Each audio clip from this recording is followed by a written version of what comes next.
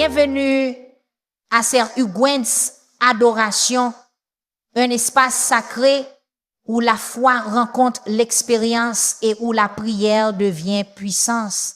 Ici, chaque mot que vous entendez est plus qu'une motivation, c'est une révélation divine pour votre esprit. Sur cette chaîne, nous ne nous contentons pas de citer les Écritures, nous les vivons. Nous traversons les vallées ensemble, trouvons la paix près des eaux paisibles et nous relevons dans la présence de notre berger. Que vous soyez venus chercher l'espoir, la guérison ou la restauration, vous n'êtes pas ici par hasard. Le Saint-Esprit vous a conduit ici pour vous rappeler que vous êtes vus, aimés et jamais oubliés. Alors, respirez profondément, ouvrez votre cœur et laissez la parole de Dieu vous rencontrer là où vous êtes. Car en ce moment, le ciel parle et votre histoire est sur le point de changer. Avant de passer à autre chose, je veux que vous preniez une profonde respiration. Fermez les yeux pendant 2 secondes. Juste 2. Parce que ce que vous êtes sur le point d'entendre n'est pas qu'un autre message matinal. Ce n'est pas seulement un autre psaume cité. Ceci, c'est le ciel qui vous appelle par votre nom. C'est votre berger qui murmure à votre âme. Vous n'êtes pas seul. Je suis toujours là. Je ne suis jamais parti. Vous êtes peu être réveillé aujourd'hui avec des larmes encore séchées sur votre oreiller. Vous avez peu être ressenti cette douleur dans votre poitrine.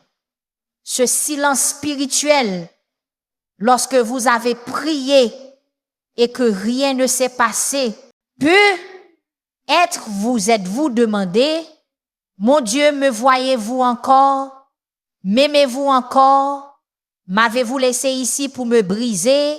Mais j'ai besoin de vous dire quelque chose et j'ai besoin que vous l'entendiez non pas avec vos oreilles, mais avec votre esprit. Le Seigneur est toujours votre berger. Et ce matin, nous n'allons pas seulement réciter le psaume chapitre 23. Nous allons le vivre ligne par ligne, mot par mot, souffle par souffle.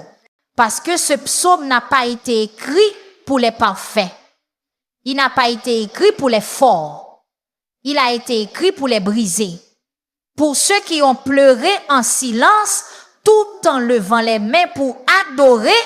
Pour ceux qui ont continué à marcher même quand ils ne comprenaient pas. Pour ceux qui ont enterré des êtres chers, enduré la trahison, survécu aux tempêtes et ont quand même dit, mon Dieu, je te fais confiance. Ceci est pour vous. Ce n'est pas une motivation. C'est une révélation divine pour votre situation.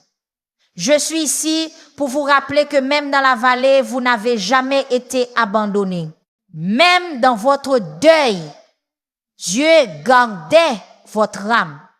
Même dans votre errance, le berger n'a jamais cessé de marcher derrière vous. Vous n'êtes pas ici par hasard. Le fait que vous ayez appuyé sur plat, le fait que vous soyez resté aussi longtemps, c'est la preuve que le Saint-Esprit a quelque chose pour vous. C'est votre confirmation. C'est votre alignement divin. Vous cherchiez une parole et le ciel parle maintenant. Mais avant d'aller plus loin, je veux vous demander du fond de mon âme si quelque chose dans ce message a déjà remué votre esprit. Je veux que vous fassiez ceci, non pas pour moi, mais pour le royaume. Cliquez sur le bouton j'aime. Non pas seulement pour un algorithme, mais comme une déclaration de foi que vous recevez ce que Dieu est sur le point de déverser. Partagez cette vidéo avec quelqu'un qui souffre, Quelqu'un qui peut paraître fort à l'extérieur, mais qui se brise silencieusement à l'intérieur. Et surtout, laissez un commentaire dès maintenant. Dites-moi d'où vous regardez. Dites-moi ce que vous traversez. Dites, je crois toujours. Dans les commentaires. Si votre foi a été testée, dites, il est mon berger. Si vous savez que le psaume chapitre 23 est plus qu'une poésie, c'est votre ligne de vie, votre commentaire pourrait être le témoignage dont quelqu'un d'autre a besoin pour continuer. Cette vidéo ne me concerne pas. Elle concerne ce que Dieu veut faire à travers vous maintenant. Ce matin, je crois que certains d'entre vous sont sur le point de recevoir la guérison à travers ce message. Certains d'entre vous vont pleurer comme ils n'ont pas pleuré depuis des mois. Et c'est normal, parce que quand la présence de Dieu est réelle, les émotions sont saintes. Certains d'entre vous vont trouver une paix qui surpasse toute intelligence, celle dont Paul a parlé dans Philippiens chapitre 4 verset 7. Et la paix de Dieu, qui surpasse toute intelligence, gardera vos cœurs et vos pensées en Jésus-Christ. Je vous mets au défi d'ouvrir votre cœur maintenant. N'écoutez pas seulement avec vos oreilles, écoutez avec votre douleur, écoutez avec vos prières, écoutez avec cette partie de vous qui est restée engourdie. Le Seigneur vient réveiller cette partie. Il vient restaurer, rafraîchir, remplir. Vous rappelez que vous êtes toujours à lui. Il ne vous a pas appelé par votre erreur. Il vous a appelé par votre nom. Il ne vous a pas laissé dans ce chagrin. Il a marché avec vous à travers cela. Et il vous conduit encore maintenant. Le psaume chapitre 23 n'est pas l'histoire d'un voyage parfait. C'est le témoignage d'un berger présent. Et dans un instant, nous allons parcourir ce psaume pas à pas, verset par verset, comme si Dieu lui-même marchait à nos côtés, car c'est le cas. Alors, approchez-vous. Essuyez ces larmes si elles coulent déjà. Ce n'est pas une faiblesse, c'est de l'adoration. Ce n'est pas une émotion, c'est une rencontre. Ce n'est pas de la tristesse, c'est le début de votre guérison spirituelle. Commençons maintenant parce que je crois que votre âme attendait ceci. L'Éternel est mon berger, je ne manquerai de rien. Vous ne manquerez de rien parce que Jéhovah Jireh est votre source. Psaume chapitre 23 verset 1, Genèse 22 verset 14. L'Éternel est mon berger, je ne manquerai de rien. Ce n'est pas une déclaration faible, c'est une déclaration de réalité divine. Quand David a écrit ces mots dans le psaume chapitre 23 verset 1, il ne devinait pas, il témoignait, il ne parlait pas de son confort. Il parlait d'une alliance. Le berger n'est pas un gardien distant. Il est un pourvoyeur toujours présent. David, lui-même ancien berger, connaissait de première main le rôle d'un berger, guider, garder, nourrir, combattre et pourvoir aux besoins des brebis.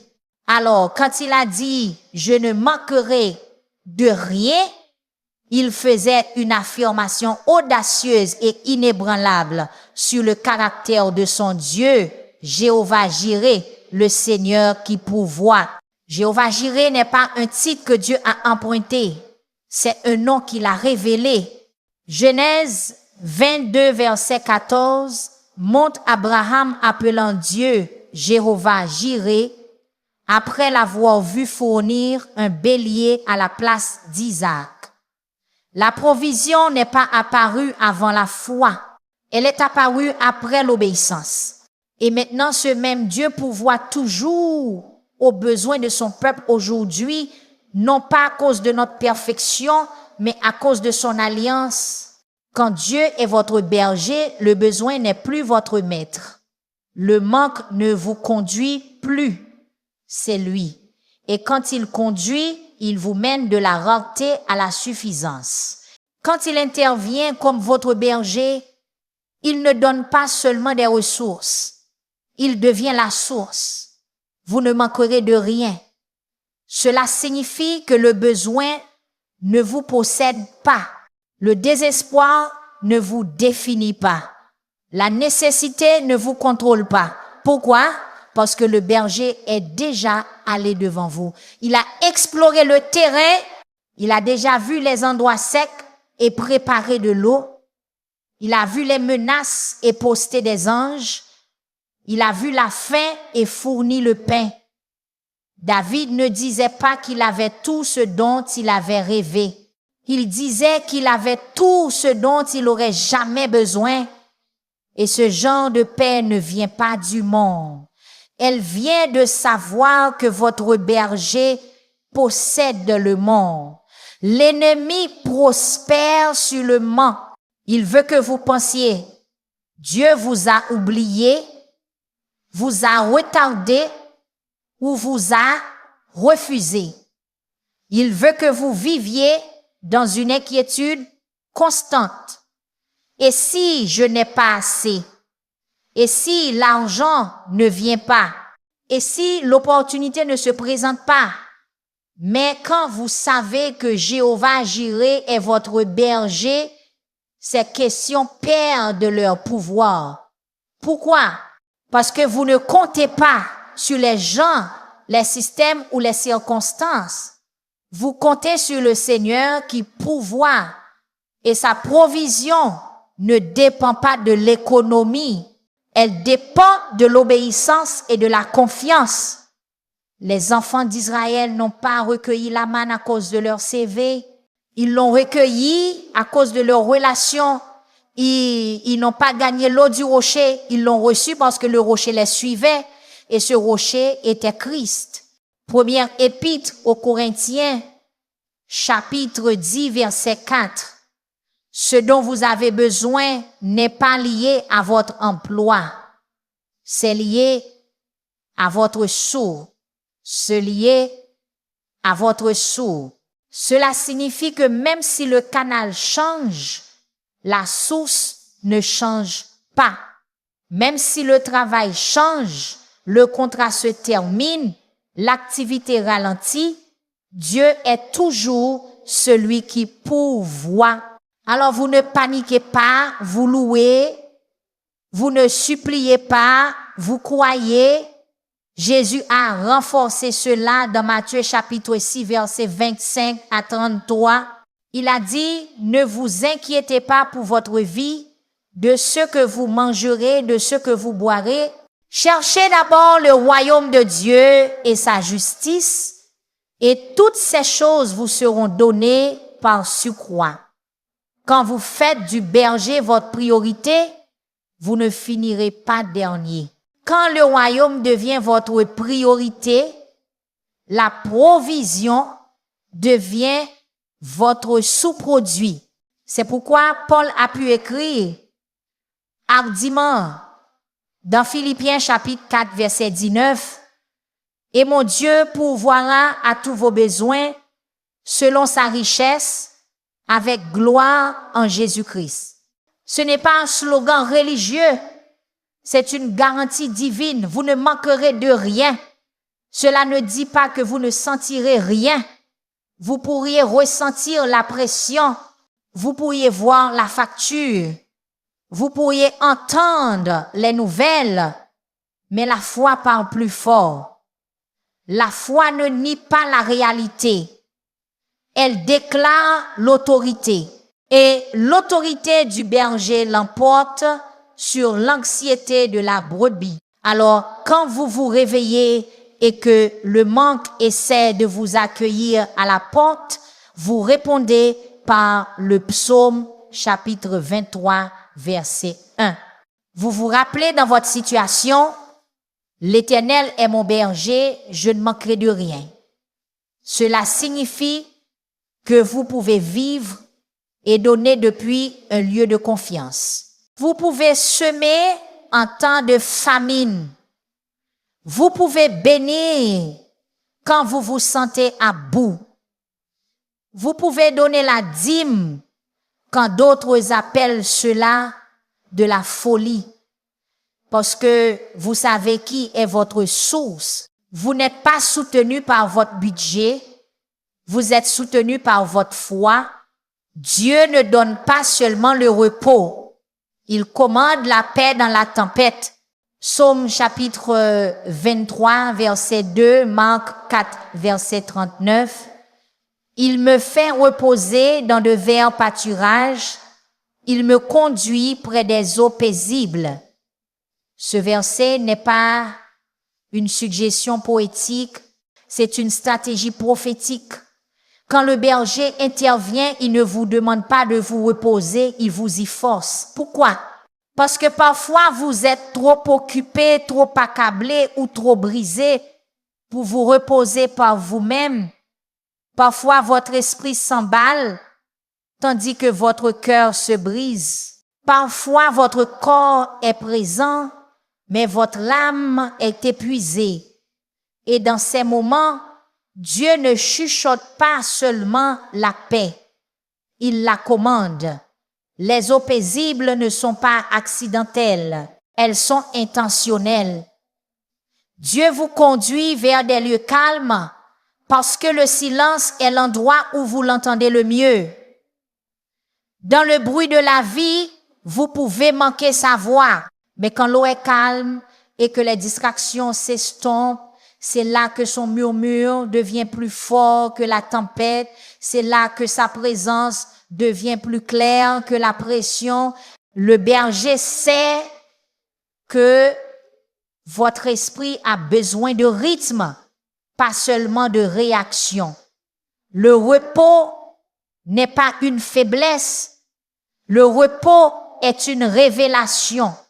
C'est un rappel que Dieu est en contrôle, pas vous. C'est un signe que vous faites confiance à sa direction et non à votre agitation.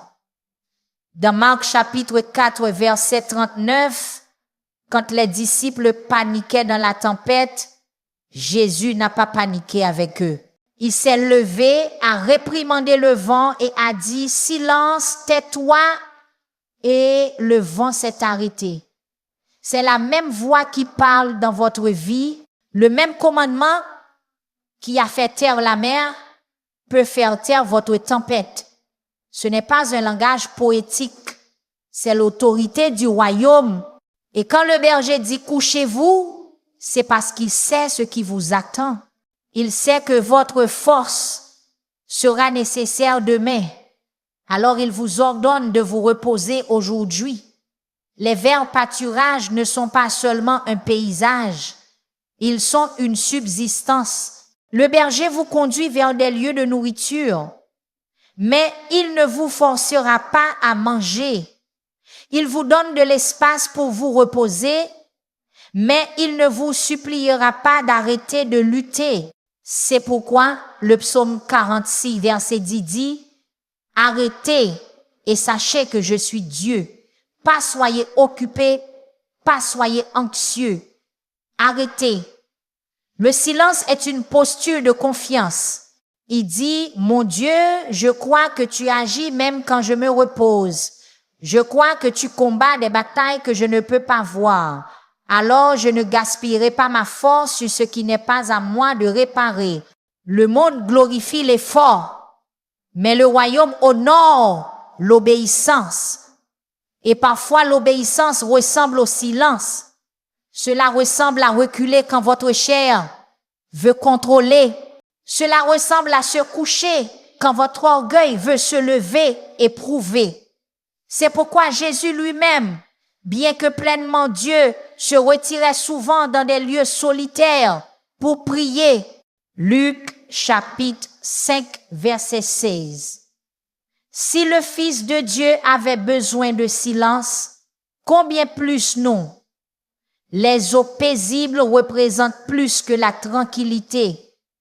Elles représentent la confiance. Quand les eaux sont calmes, Cela signifie qu'il n'y a aucune menace en vue, aucune inondation déchaînée, aucun danger caché, juste le berger, le pâturage et la paix. Et même lorsque la vie semble chaotique, le berger vous conduit près des eaux paisibles, pas à travers la tempête, pas dans l'inondation, mais près de la paix. Vous pouvez vous sentir entouré par la pression, mais vous êtes conduit par la paix. Vous pouvez voir le stress monter, mais vous entendez le berger appeler, et quand vous suivez cette voie, vous trouvez le repos, non seulement pour votre corps, mais pour votre âme. Le diable veut vous épuiser avant que la promesse ne se manifeste. Le diable veut vous épuiser avant que la promesse ne soit tenue. Il veut que vous soyez tellement distrait par le bruit que vous oubliez qui vous conduit. Mais le berger n'est pas guidé par le chaos. Il est guidé par l'alliance. Et son alliance avec vous n'est pas le stress, l'épuisement, la confusion, c'est le repos, le renouvellement et la victoire. C'est pourquoi Ésaïe chapitre 26 verset 3 déclare: à celui qui est ferme dans ses sentiments, tu as su la paix parce qu'il se confie en toi. La paix ne se trouve pas dans l'absence de problèmes. Elle se trouve dans la présence du berger. Votre âme n'est pas brisée. Elle est restaurée par le grand berger. Psaume chapitre 23 verset 3, 1 Pierre chapitre 2 verset 25, il restaure mon âme, ce n'est pas la voix de quelqu'un décrivant nonchalamment une matinée paisible. C'est la proclamation d'un homme qui a traversé le feu, marché dans la vallée et qui porte toujours une attente confiante dans le pouvoir de Dieu de restaurer ce que la vie a essayé de voler. Quand David a dit cela, il ne niait pas avoir connu la perte, le chagrin, la trahison, la confusion et la fatigue de l'âme. Il déclarait que même après tout cela, le berger ne l'avait pas laissé briser. Il l'avait restauré. Parce que le berger ne se contente pas de mener les brebis en sécurité. Il ramène les âmes à la force. Votre âme, votre esprit, votre volonté et vos émotions sont le champ de bataille de votre vie. Et quand la vie frappe fort, ce ne sont pas seulement vos circonstances qui sont ébranlées. C'est votre âme qui le ressent. La trahison n'a pas seulement blessé votre confiance, elle a cicatrisé votre âme. La déception n'a pas seulement retardé vos plans, elle a épuisé votre âme. Mais Dieu ne vous a jamais conçu pour vivre avec une âme endommagée. Il ne veut pas seulement que votre esprit soit sauvé. Il veut que votre âme soit restaurée. Le même Dieu qui a soufflé dans les narines de l'homme et l'a fait un être vivant dans Genèse chapitre 2 verset 7, et le même Dieu qui insuffle la vie dans des endroits que vous pensiez définitivement brisés. Le mot hébreu pour restaurer ici signifie ramener, faire revenir, rafraîchir. Cela signifie que la restauration de votre âme n'est pas un travail de rapiessage.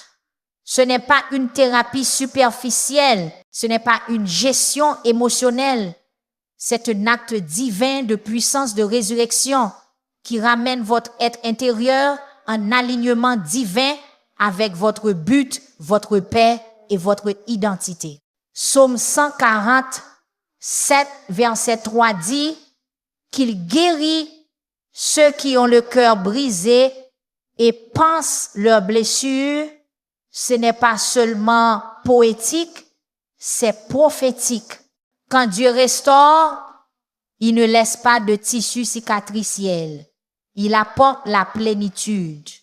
Ce genre de restauration n'est pas basé sur le temps, il est basé sur la vérité.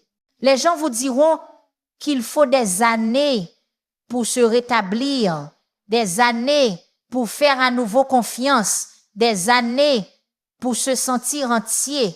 Mais quand le grand berger touche votre âme, il ne travaille pas selon le calendrier de l'homme. Il opère dans des moments divins. En un seul instant, il peut restaurer ce que des années ont essayé de détruire. En une seule rencontre, il peut défaire les mensonges qui vous retenaient en otage. En un seul murmure de son esprit, il peut faire taire le chaos intérieur et vous réaligner à sa paix. C'est pourquoi le psaume 19, verset 7 dit, « La loi de l'Éternel est parfaite, elle restaure l'âme.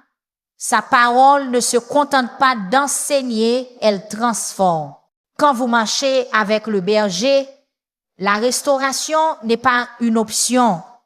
Elle est inévitable. Vous pouvez traverser un chagrin, mais vous ne vivrez pas brisé. Vous pouvez vous sentir épuisé, mais vous ne resterez pas vide. Pourquoi? Parce que le berger voit au-delà de votre comportement. Il voit votre être. Il sait quand vous souriez en public, mais que vous vous effondrez en privé.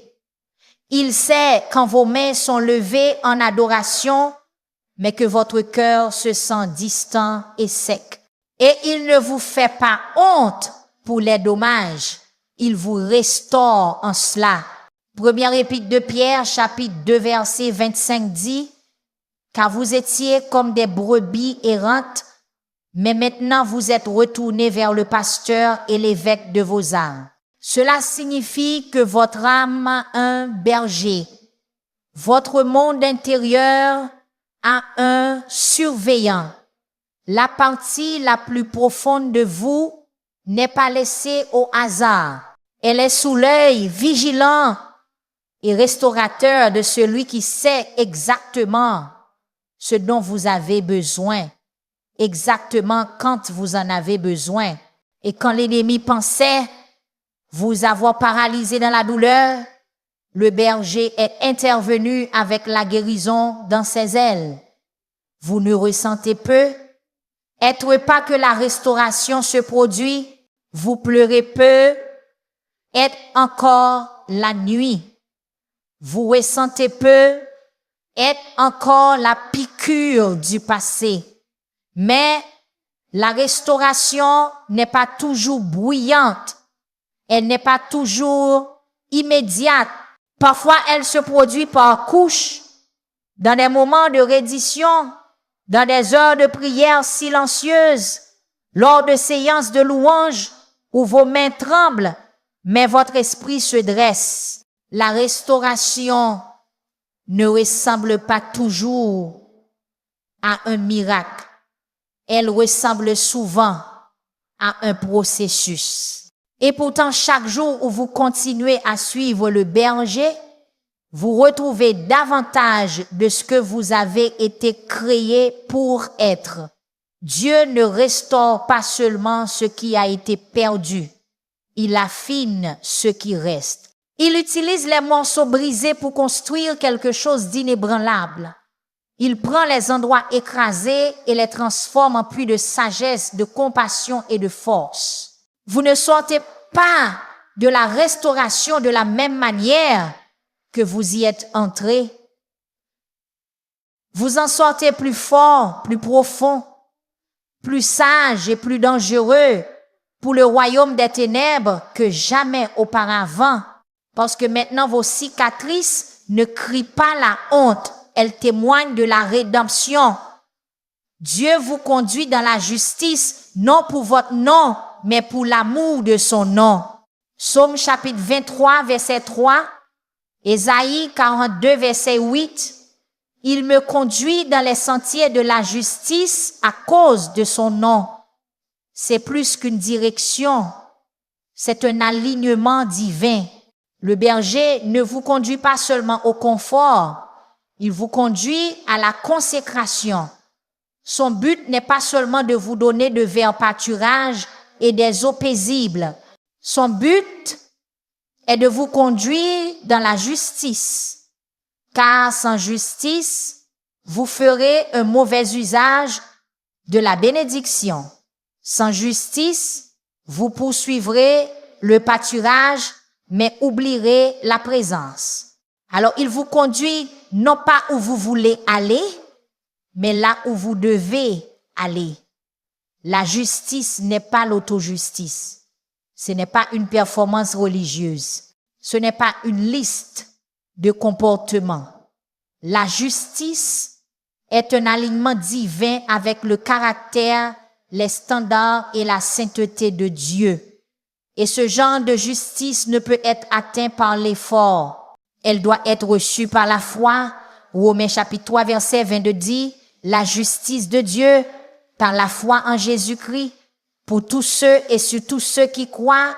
Cela signifie qu'au moment où vous placez votre confiance dans le berger, il ne couvre pas seulement votre chemin, il redirige votre chemin. Dieu vous conduit dans la justice, non pas à cause de votre titre, de votre statut, de votre image ou de votre marque. Il le fait pour l'amour de son nom.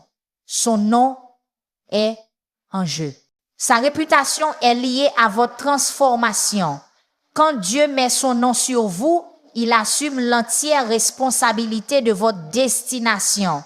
Il ne vous laisse pas trouver le chemin, il vous y conduit. Cela signifie que vous n'avez pas à fabriquer votre avenir. Vous avez juste à suivre.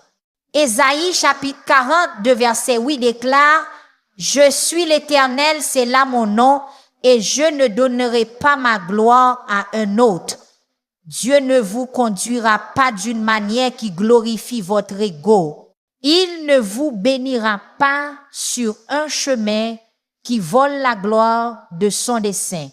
C'est pourquoi certaines portes ne se sont pas ouvertes. C'est pourquoi certaines connexions se sont effondrées.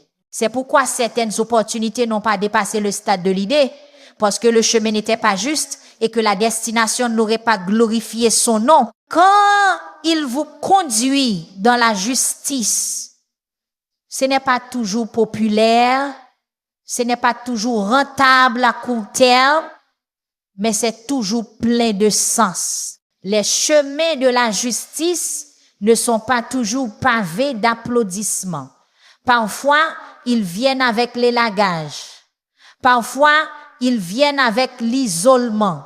Parfois, le chemin juste semble plus lent, plus difficile, plus silencieux. Mais c'est parce qu'il est construit pour durer. Le berger n'essaie pas de vous précipiter sur une estrade. Il vous forme en un vase qui peut porter son nom. Il ne se soucie pas de la rapidité avec laquelle vous y arrivez. Il se soucie de la version de vous-même qui arrive quand vous le faites. Psaume 25, verset 4 dit, « Fais-moi connaître tes voies éternelles, enseigne-moi tes sentiers. » Le chemin juste n'est pas intuitif. Il est enseigné. Il vient par révélation. Il vient par obéissance. Il vient par abandon. Et quand vous choisissez le chemin du berger plutôt que le vôtre, vous pouvez traverser des vallées, mais vous marcherez aussi dans la victoire. Parce que le chemin de la justice est le chemin de l'autorité. C'est l'endroit où la présence de Dieu vous précède, où sa faveur vous entoure et où son nom est glorifié à travers vous. Marcher sur le chemin de la justice, c'est rejeter les raccourcis. C'est dire non à ce qui semble bon et oui à ce qui est de Dieu.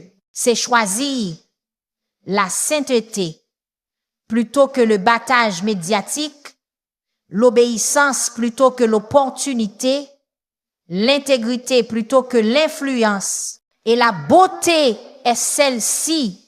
Quand le berger conduit, vous n'avez pas à deviner, vous n'avez pas à stresser, vous n'avez pas à manipuler votre chemin pour entrer dans des pièces. Il vous conduit. Et s'il conduit, vous êtes déjà à l'heure. La vallée n'est pas votre tombe, c'est votre terrain d'entraînement pour la gloire. Somme chapitre 23, verset 4, Romains 8, verset 18. Quand je marche dans la vallée de l'ombre de la mort, je ne crains aucun mal. David n'a pas dit, si je marche dans la vallée où peut être un jour je pourrais. Il a dit quand je marche. Cela signifie que la vallée fait partie du voyage. Vous n'atteignez pas le sommet de la montagne sans passer par les endroits bas. Mais voici ce qui sépare les victorieux des vaincus. David ne s'est pas arrêté dans la vallée.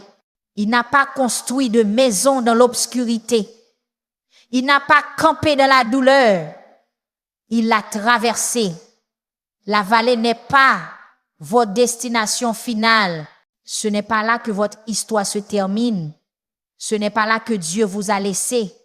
C'est le lieu où votre foi est testée, votre endurance est forgée et votre caractère est affiné.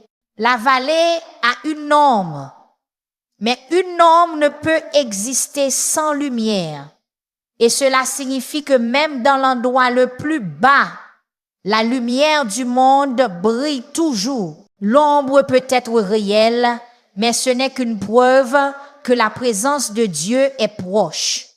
Vous ne pouvez pas avoir d'ombre à moins qu'il n'y ait une lumière plus grande qui la projette. Alors, quand la vallée essaye de vous convaincre que vous êtes entouré par l'obscurité, levez les yeux et souvenez-vous que le berger est toujours avec vous. Psaume 34, verset 19 dit, « Le malheur atteint souvent le juste, mais l'Éternel l'en délivre toujours. » Cette délivrance ne vient pas toujours instantanément, mais elle vient toujours fidèlement. L'ennemi veut renommer votre vallée. Il veut que vous croyiez que c'est un lieu de sépulture. Il veut que vous pensiez que vous êtes bloqué, oublié, laissé mourir dans la lutte. Mais Dieu n'a jamais appelé la vallée une tombe. Il l'a appelé un passage. C'est le couloir entre la promesse et la manifestation. C'est le chemin entre la prophétie et l'accomplissement. C'est le corridor où les guerriers sont forgés et où la chair est brisée afin que l'esprit puisse s'élever.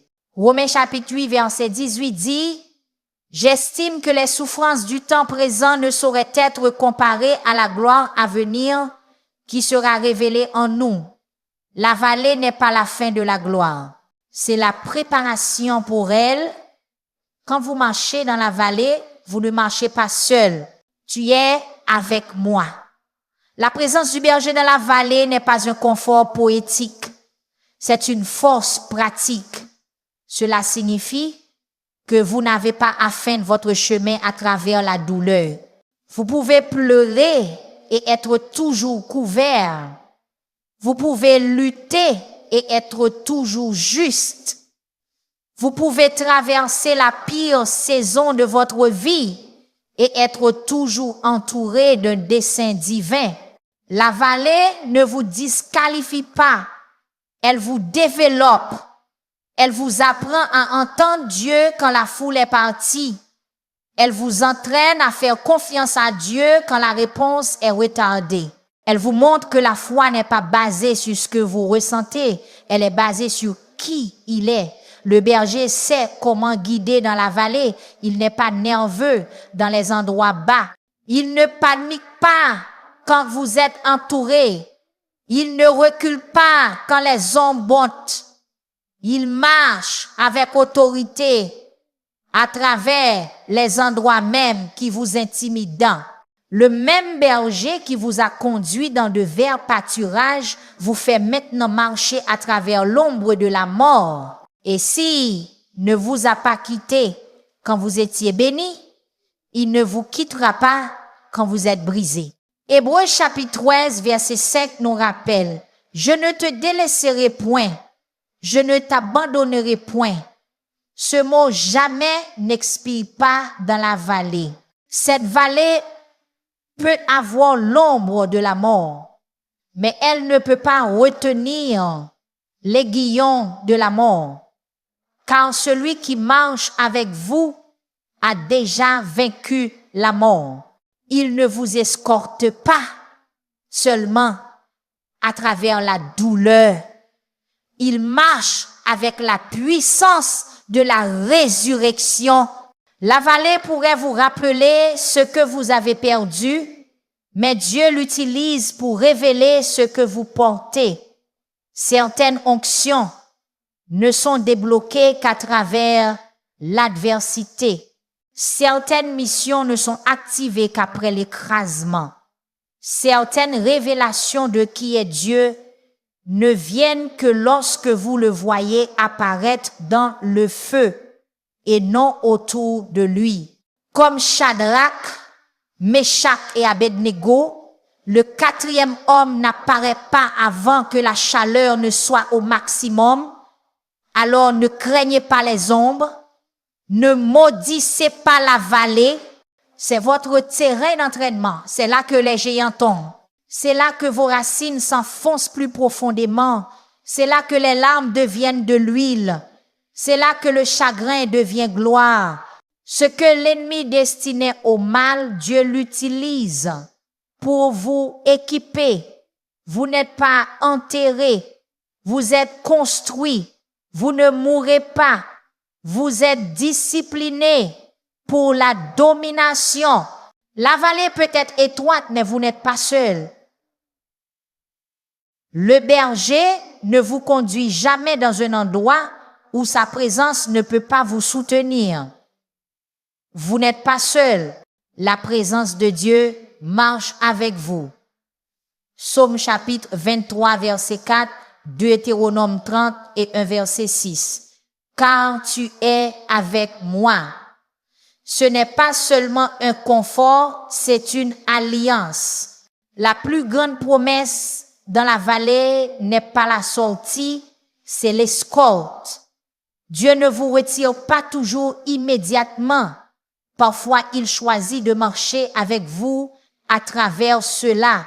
Et dans cette marche, vous découvrez la révélation la plus précieuse de toutes. Sa présence n'est pas réservée au sommet de la montagne. Sa présence est la plus évidente dans le désert. Sa puissance n'est pas seulement pour les moments de louange. Elle est pour les saisons de douleur. Quand David a dit « Tu es avec moi », il ne célébrait pas un sentiment. Il déclarait un fait. Dieu était avec lui. Et cette vérité était plus forte que toute peur, plus bruyante que toute menace et plus profonde que tout chagrin. Deutéronome chapitre 30 et un verset 6 dit « Fortifiez-vous et ayez bon courage. Ne craignez point et ne soyez point effrayés, car l'Éternel ton Dieu marche lui-même avec toi. Il ne te délaissera point, il ne t'abandonnera pas. » C'est une promesse d'alliance. Dieu ne fait pas d'abandon. Il ne vous laisse pas tomber quand il fait sombre. Il ne disparaît pas quand la pression monte. Sa présence n'est pas saisonnière. Elle est éternelle.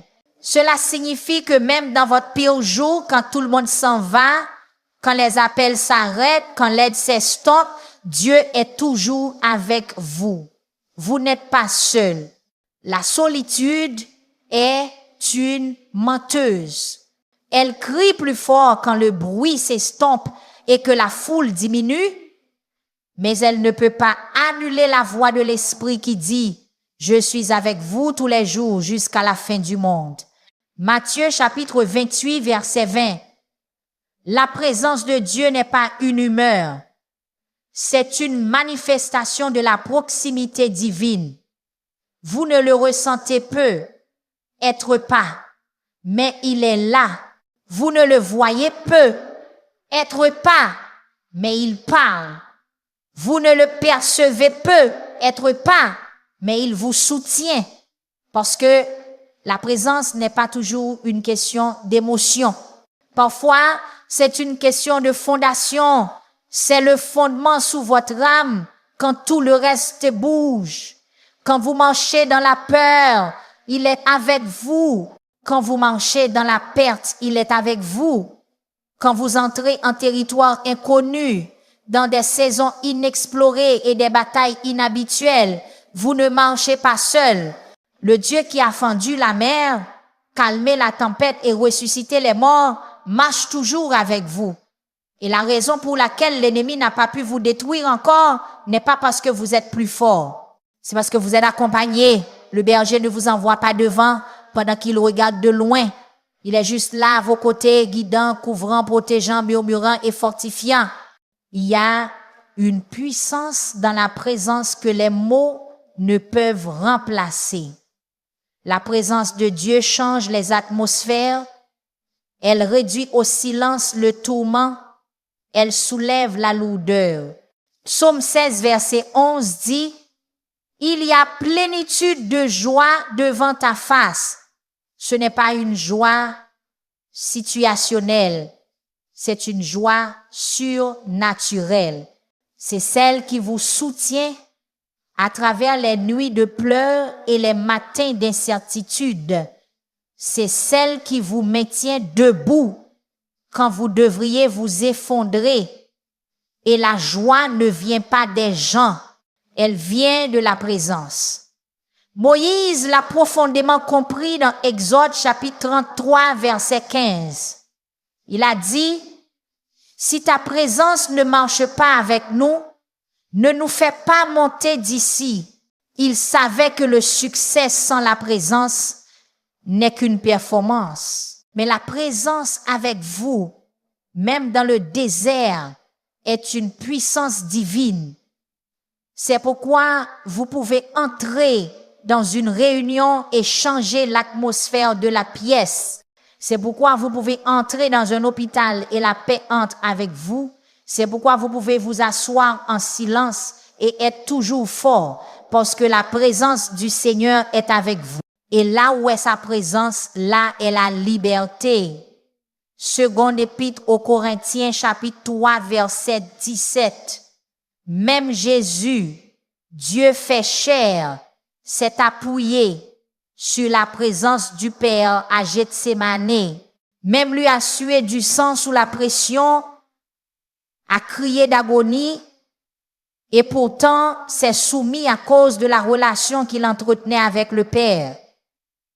C'est pas de la faiblesse, c'est de l'intimité. C'est ce qui vous maintient enraciné quand la guerre augmente. C'est ce qui vous soutient quand les gens changent, quand les situations évoluent, quand la vallée s'approfondit.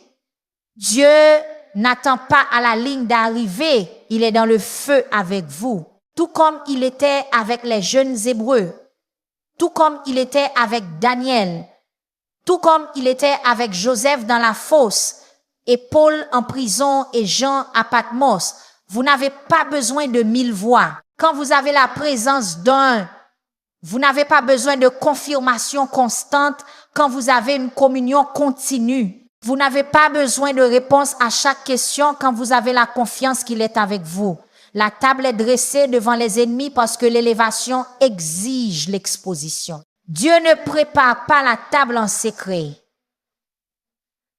Il la dresse au grand jour en présence de ceux qui essaient de vous détruire, de vous nier ou de vous discréditer. Psaume chapitre 23, verset 5 dit, « Tu dresses devant moi une table en face de mes adversaires, non pas après que vos ennemis soient partis, non pas quand les choses sont confortables, mais pendant qu'ils regardent encore, parce que leur présence prouve votre promotion. Dieu vous élève publiquement pour démontrer sa main en privé. Les frères de Joseph l'ont vendu, mais ils ont dû s'incliner devant lui. Les ennemis de Daniel ont comploté, mais ils ont vu Dieu le promouvoir à Babylone. Quand Dieu prépare votre table, aucun démon en enfer ne peut la défaire. La présence des ennemis ne signifie pas que Dieu vous a quitté. Cela confirme qu'il dresse la table.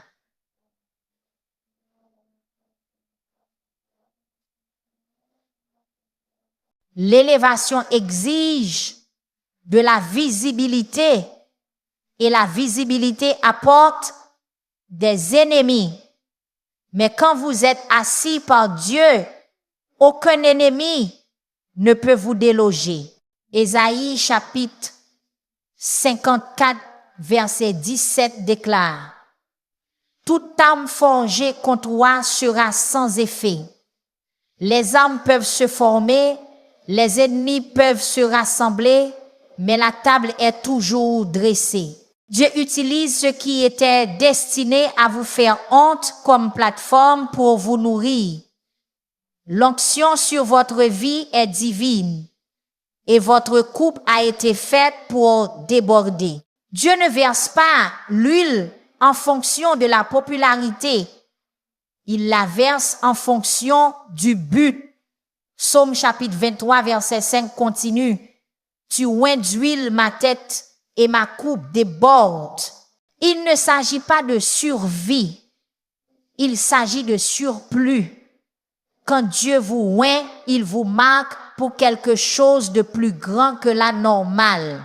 David n'était pas le choix du peuple, mais il était le choix de Dieu. Vous n'avez pas besoin de l'approbation de l'homme pour ce que Dieu a déjà assigné. L'huile est divine. Elle guérit, met à part et donne du pouvoir. Votre onction brise les jougs. Ésaïe chapitre 10, verset 27. Et votre débordement n'est pas pour faire étalage. C'est pour déverser sur les autres.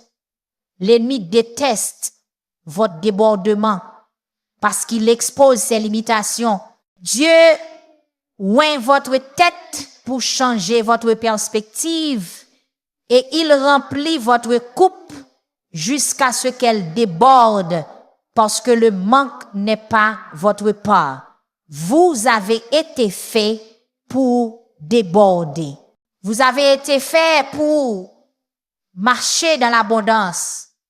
Vous avez été créé pour porter ce que d'autres ne peuvent contenir. Quand l'huile du ciel touche votre vie, vous ne faites pas que vous remplir, vous devenez fructueux.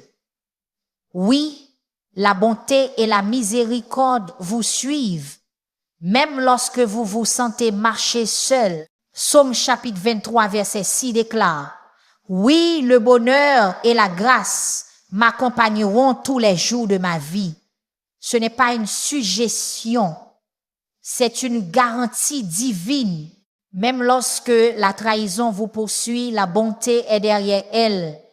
Même lorsque le trouble essaie de vous traquer, la miséricorde est déjà en mouvement. Dieu a assigné des escortes spirituelles à votre vie. La bonté pour restaurer ce que vous avez perdu et la miséricorde pour couvrir ce que vous avez gâché. Vous avez peu être trébuché, mais la miséricorde vous a empêché de tomber. Vous avez peu être erré, mais la bonté vous a quand même trouvé. Ce n'est pas de la chance, c'est une alliance. Lamentation chapitre 3 verset 22 dit: les bontés de l'Éternel ne sont pas épuisées. Quand les gens partent, sa bonté reste. Quand la honte crie, sa miséricorde parle plus fort. Vous êtes suivis par la faveur, poursuivis par la promesse et enveloppés d'un amour implacable. Vous ne visitez pas la maison du Seigneur, vous y habitez. Psaume chapitre 23 verset 6 dit: et j'habiterai dans la maison de l'Éternel jusqu'à la fin de mes jours. Ce n'est pas un abri temporaire, c'est une identité éternelle. Vous ne louez pas une chambre dans la présence de Dieu. Vous y êtes enraciné. Habiter signifie demeurer, rester, refuser de quitter le lieu où réside sa gloire. Psaume 4, 21, verset 1 dit, « Celui qui demeure sous l'abri du Très-Haut repose à l'ombre du Tout-Puissant.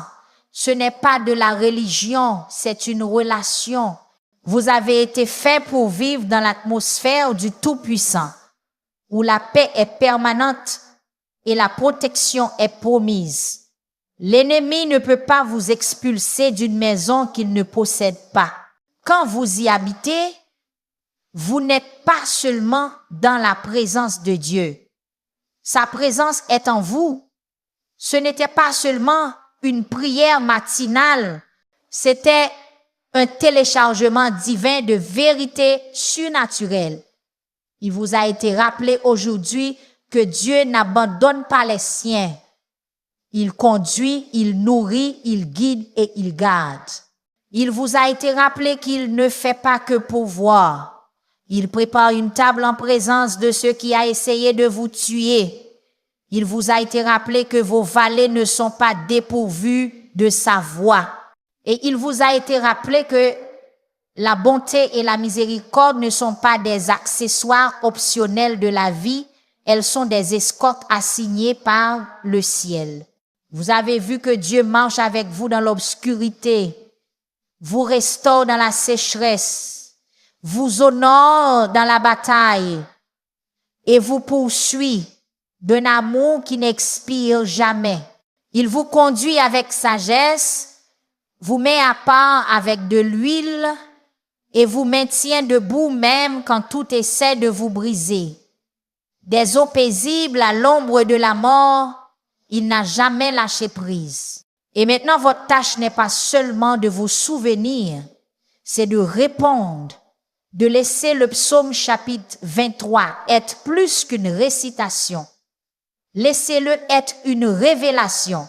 Vous ne faites pas que commencer votre journée, vous commencez une nouvelle saison. Vous ne faites pas que survivre, vous êtes guidé par le berger. Vous ne faites pas que parler à Dieu, vous êtes transformé par Dieu. Alors ne laissez pas cela se terminer ici. Laissez cette prière devenir votre modèle. Laissez ces mots devenir votre combat. Laissez ces versets devenir votre victoire. Mon ami, si vous avez écouté attentivement, alors vous l'avez ressenti aussi, ce changement dans votre âme. Quelque chose en vous s'est éveillé.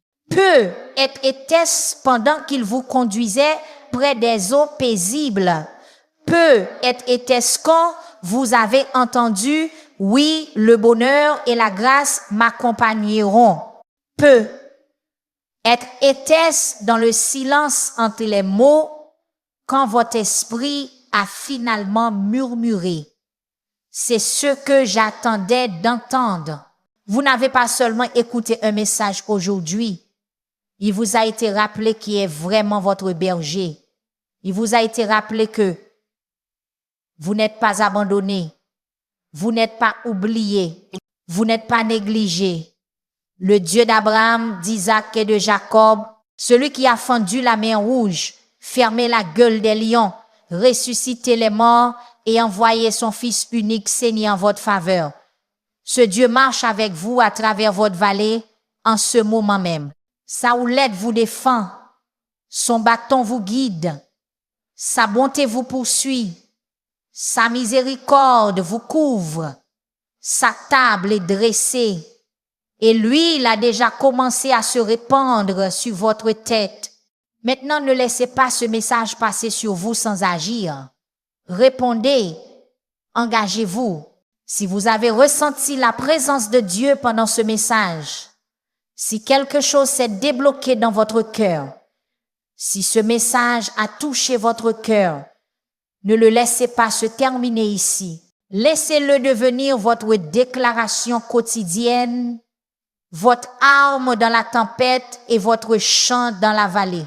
Souvenez-vous que le berger qui vous a conduit près des eaux paisibles est le même qui marche avec vous maintenant. Sa houlette vous défend. Son bâton vous guide. Sa bonté vous suit. Sa miséricorde vous couvre. Aujourd'hui, il vous a été rappelé que vous n'êtes pas oublié, ni abandonné, ni jamais invisible aux yeux de Dieu. Alors, avant de partir, prenez un moment pour le remercier. Partagez cette parole avec quelqu'un qui en a besoin. Laissez un commentaire disant « L'Éternel est mon berger ». Parce que ici, à Sœur Huguen, sa adoration, nous n'écoutons pas seulement des prières, nous expérimentons sa présence. Jusqu'à la prochaine fois, restez ancrés dans la foi, remplis de paix et couverts de grâce.